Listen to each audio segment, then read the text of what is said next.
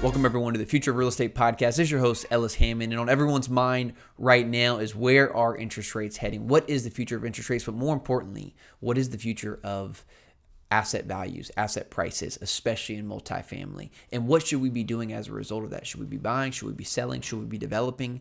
So today I bring on Neal Bawa, who is well known across the industry as the Mad Scientist of Multifamily. He is a technologist and is very serious about applying data across his whole portfolio and buying and purchasing decisions. And so you are going to get a great insider look on what he's looking at, what he's tracking, where he ultimately sees the market going as the Fed continues to increase interest rates, and his plan over the next 6 to 12 months. We talk about his flight from buying Class C properties to now moving and buying Class A properties and what he's doing on the development side, and that's impact on both active and passive investors. I think you're going to get a ton out of this conversation, especially if you're seeking to place capital in real estate over the next 12 to 24 months. So let's get into the show. Neal, welcome to the show. Thanks for having me back on the show, Ellis. Guys, it's a real pleasure to have Neal Bawa today. If you don't know him, you're living in a box, but he's well known around the industry as the Mad Scientist. He tracks a ton of data, and I'm very, very excited to have him on as he's recently presented about around the future of interest rates. Has interviewed some of the industry leaders who also have a ton of data on this, and clearly, Neal, as you know, this is on everyone's mind. What is the future of interest rates? How much does this impact the future of real estate prices, especially multifamily? So I have read your bio, but why don't you give it a little bit of a current snapshot? I think a lot of people know who you are, but what about what you're up to right now? Because if I know you're doing so much in this industry, where is your focus? And I want to get into the future of interest rates today. Sure. I'm a technologist, a nerd, a geek. I apply data science to real estate, have 5 different divisions: value add, super value add, new development, fourplex development, and I also actually run a company, a corporation that builds real estate. So it's a different kind of a spin, call it a startup, if you will. So 5 different divisions, and all of them really, really hyper focused on the use of data in real time in real estate. And so that's what I do. I love having these kinds of conversations. I spend a great deal of time reaching out to industry leaders. I was on with Paul Peebles, who's in my mind one of the brightest lending minds in the US, because he's so high volume, and he's in Texas, which is kind of ground zero for value add. He has an incredible insight. So I spend a lot of time connecting with those folks and using that data with my portfolio. It's $1 billion, 30 projects, 800 investors that invest in our projects. The use of data science has been extraordinarily beneficial to us in producing what we believe are the highest IRRs in the industry. Yeah, amazing. So, Neal, let's kind of look at the landscape today. The Fed clearly has begun raising interest rates in order to hedge inflation. Seems like we're going to be heading into a recession, a technical recession at least, with 2 quarters of negative GDP growth. Yep.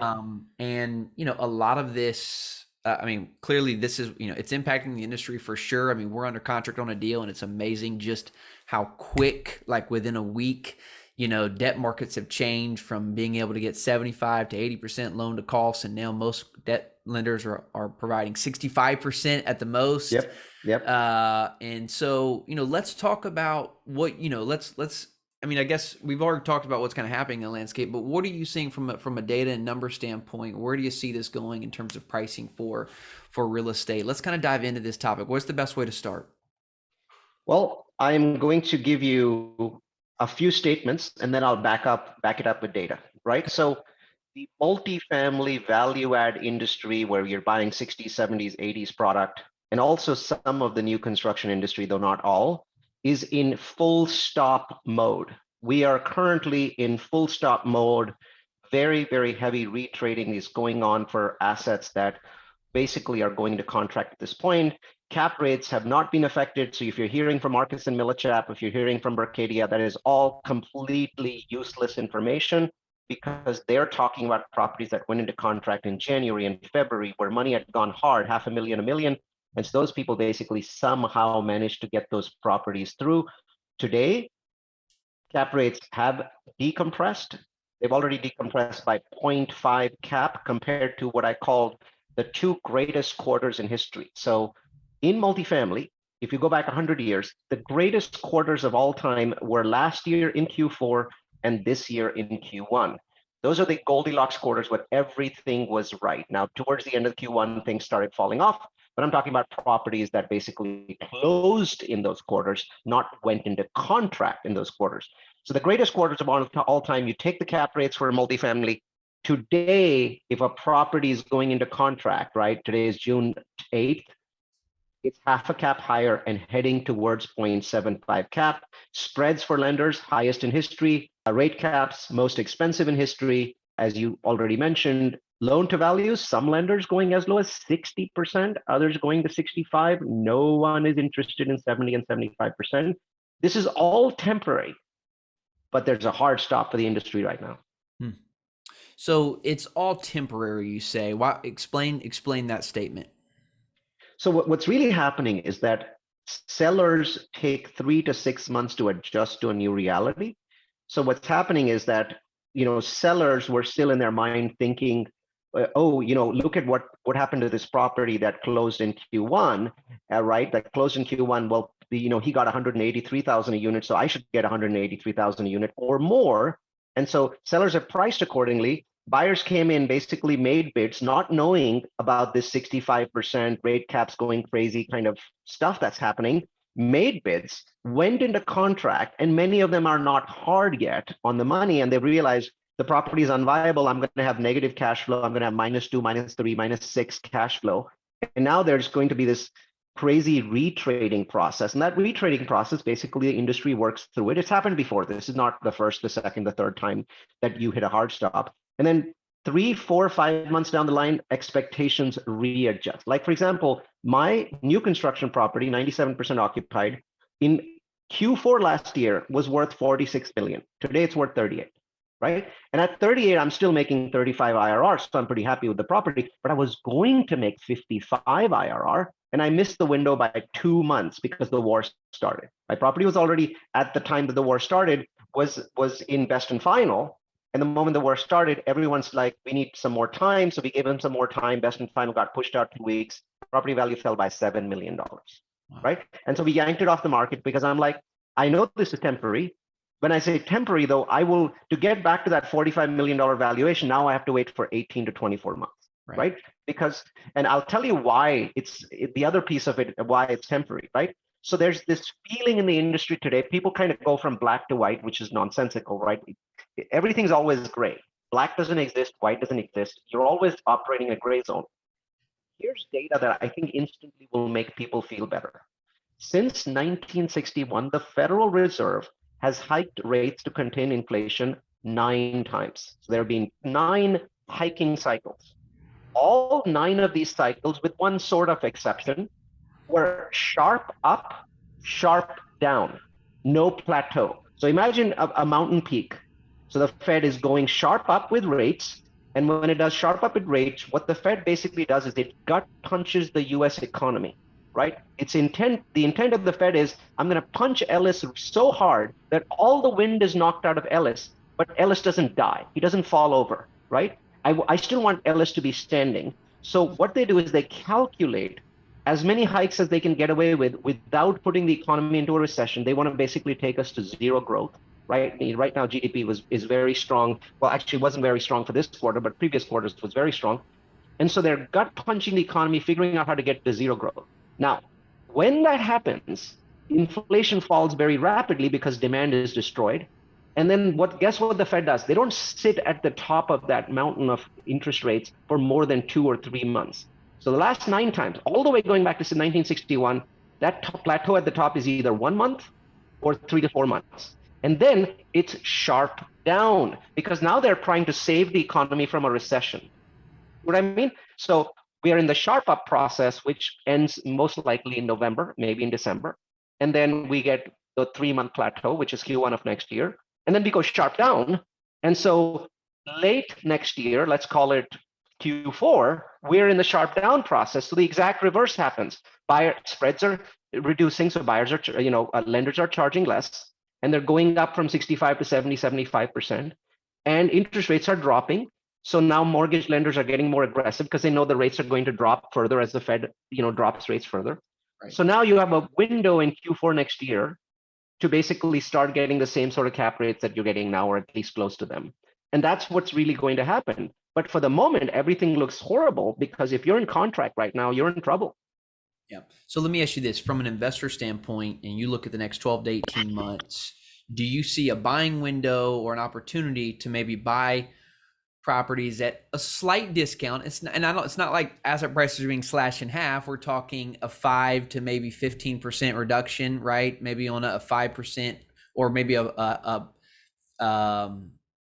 what'd you say? You said about 100 basis point or 50 basis point cap rate 50 expansion. to 75, depending on the market, right? So some markets were like overheated. Those will go down 0.75% because they were in the low threes, right? Right. So now they're going to adjust towards 4. And if the markets were mid threes, they might, still only adjust to 4. So you might see a 50 to 75 basis point, which basically translates to that, maybe 6-7% to 15% Right. discount. And so do you see that as on the a same buying property. opportunity? And if so, is there a flight? I've heard this term a lot, and a flight to quality, meaning you're going to move towards purchase. Does it change what you go and look for in terms of assets to acquire over the next 12 to 18 months? Absolutely. So the short answer is there isn't a buying opportunity today. Today, there's panic. So I have to wait for 1, 2, or 3 months for spreads to change, buyers to, for lenders to start going back to 70, 75 again, because if I buy too soon, I'm going to be stuck with 65, 70% loans. I want to go back to 70 or 75, right? Sometimes you get 75, but mostly you get 70 these days. So point is, not too much of a hurry, but maybe get into contract 2 to 3 months from now. Please note that all institutional players are penciled down. At this point in time, if you go to an IMN conference, the word pencil down is probably the most popular word, but none of them are saying we will not buy properties, 1 quarter or 2 quarters from now. Everybody's like, I love what's happening. It's pretty awesome. The market was going completely batshit crazy, and now there's a semblance of reality that comes back to the marketplace. So everyone's looking forward to buying. No one wants to buy in this quarter because spreads are crazy and LTVs are mad. Right. So we want to wait for X number of months for those two things to adjust, and also for pricing to adjust. And then I think that yes, buying the dip is a great idea. To answer the second part of your question, it makes 100% sense to go to flight to quality. And I'm going to give you data now.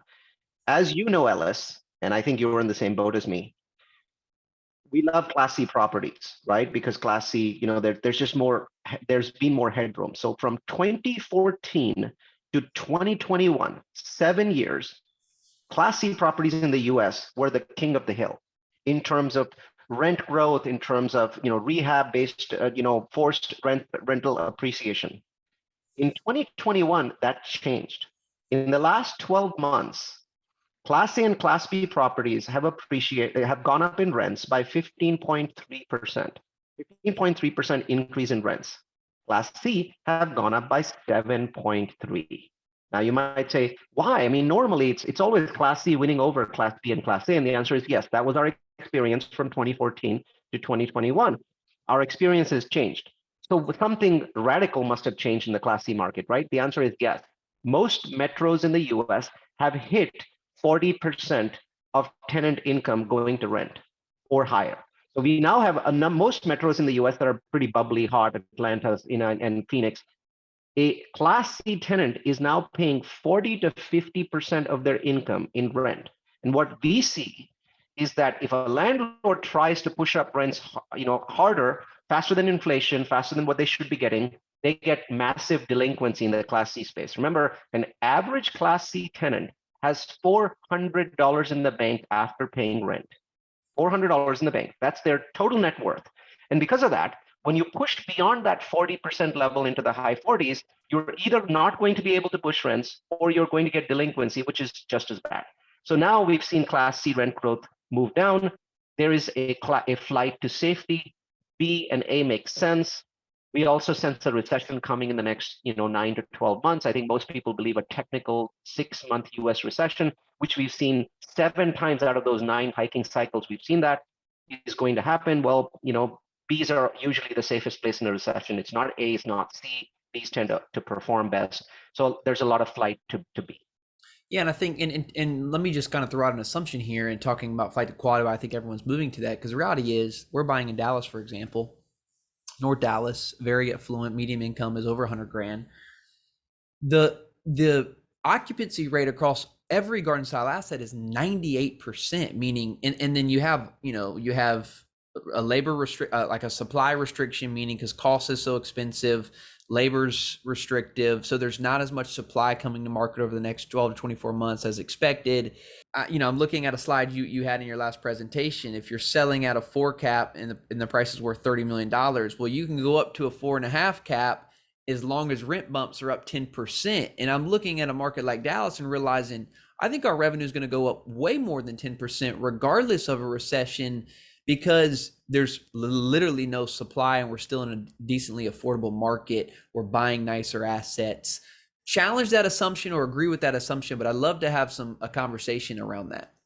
Well, I like the way you structured it because you said the magic word for me was I'm in a market with $100,000 salaries. What that means is you've got headroom in your market for your rents to go up because of lack of supply. What I'm seeing is there's Class C markets with lack of supply still not going up because the tenant's already at 50% of their income going to rent and it can't push any further. So if you have the right markets and you've got supply slowing down because buildings are not delivering. My buildings have been delayed because of both COVID and also because of construction cost increases. So that's slowing my pipeline down. My 2-year pipeline is now my 3-year pipeline, right? So you kind of see how that impacts somebody like Ellis that's buying in these areas.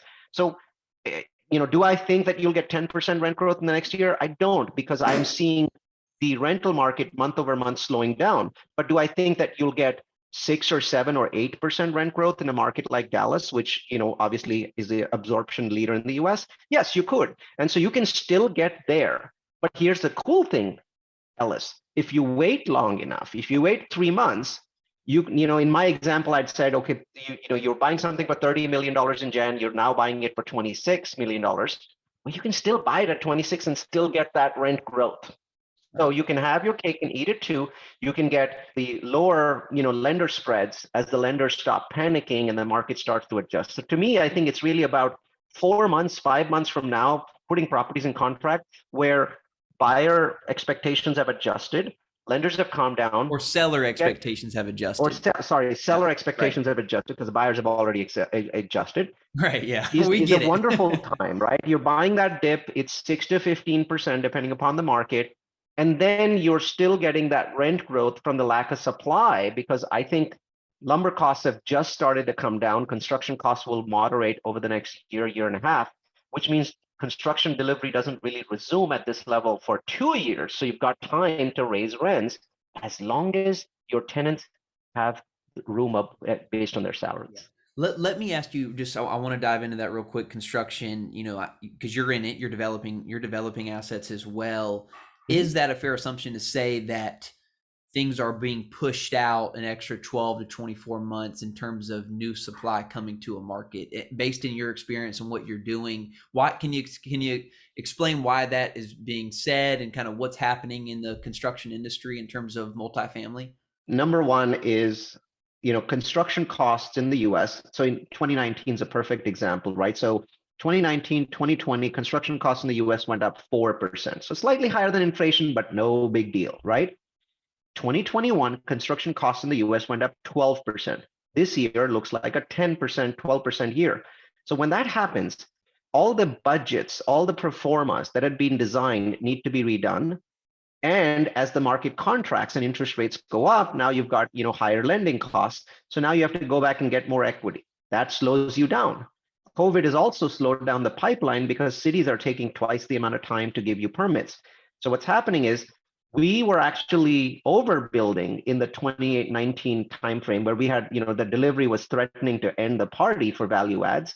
Well, that fear has now gone away because of the construction cycle going from 36-month apartment construction to 42 months.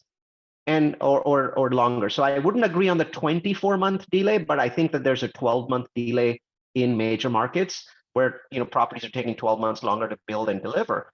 And as a result of that, we, multifamily value add basically gets a breather because we were just about approaching the point where there was too much delivery and that would have caused rents to come down. But because of COVID, because of construction cost increases, inflation, and now interest rate increases, we've got another year to 2 years before we can say, hey, there's overbuilding. Excellent information. You've always been an expert on markets. Before we get out of here today, I'm just curious on market states that you're really focused in and kind of what you're doing in those markets specifically.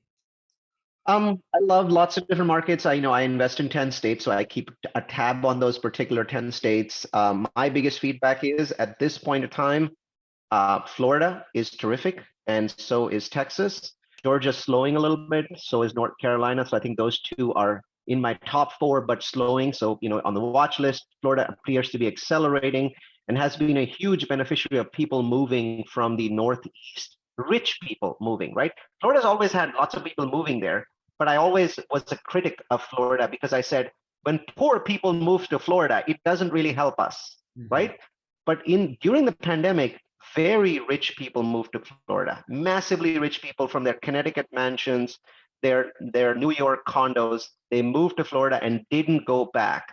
And so as a state, Florida changed the most during the pandemic. So I think there's room there. Now, for the moment, I'm buying nothing in Florida. Miami, Orlando, Jacksonville, Tampa, all too expensive. I'm waiting for seller expectations to adjust. But beyond that time, Florida makes sense, more so than it did a year ago. And Texas is definitely a very close second. Yeah. Last question before we get out of here today. I just want to kind of project into August and Fed. We started with interest rates. Let's end with interest rates. Kind of a projection here. Fed predicts there will be SOFR at somewhere to 200 basis points. And for anyone who don't know, SOFR is an index that lenders use. They typically give you a spread of 300 or 400 points plus SOFR. So if a lender quotes you 400 points plus SOFR and SOFR is at 200, that means your interest rate is going to be 400 plus 200. So you got a 6% interest rate. So we're assuming the Fed's going to by August, multiple meetings till then. Let's just assume we're at 200. We've been quoted anywhere from a 395 to a 475 spread, which would put interest rates over north of 6. Do you think it's still and let's say to your assumption, cap rates adjust by 50 basis points, meaning in a market like Dallas, we're now in the mid 4s. If interest rates are still above 6, we have cap rates still in the mid 4s. They do adjust. That's a pretty significant price adjustment, by the way, from a 3.8 to a 4.5% cap rate.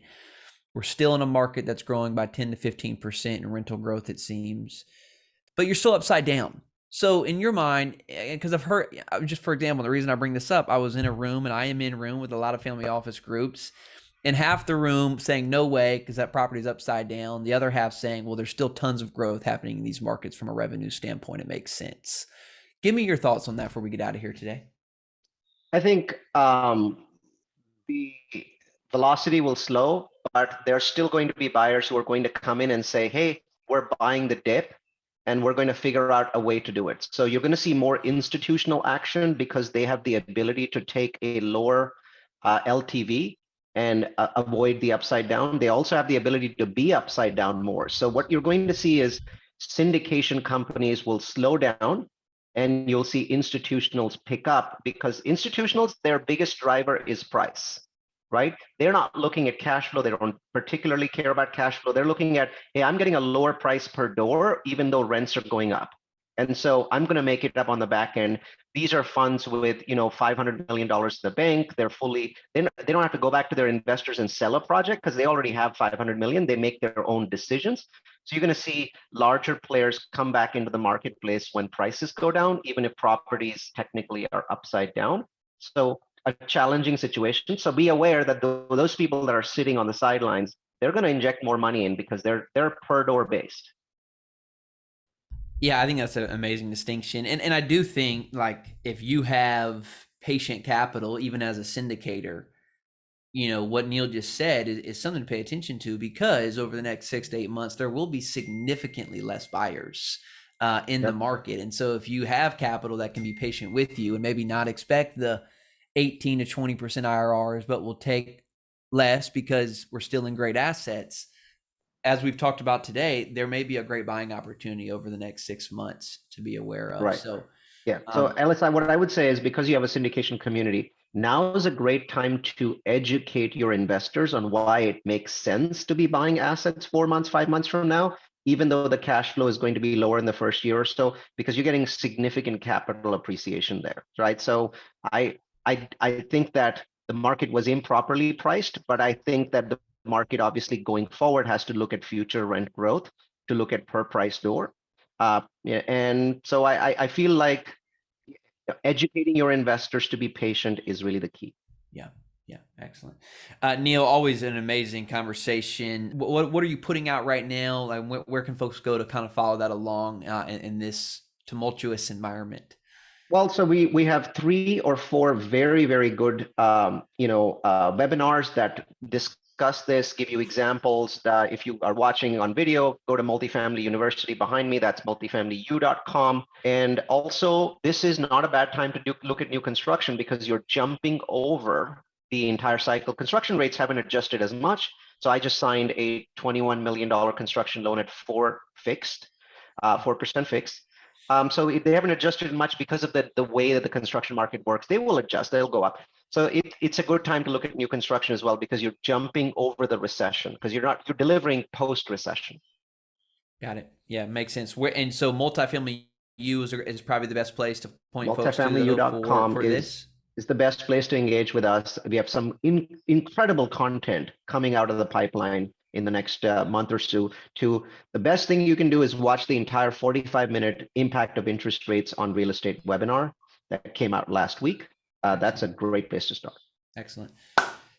Neal, thank you again for your time, man. Guys, make sure you go follow Neal. And as always, please share this content if you enjoyed it. Help us get the message out about this show. That's why we do it. Appreciate you guys. Neal, thanks so much. Thanks so much, Ellis. Bye-bye. All right.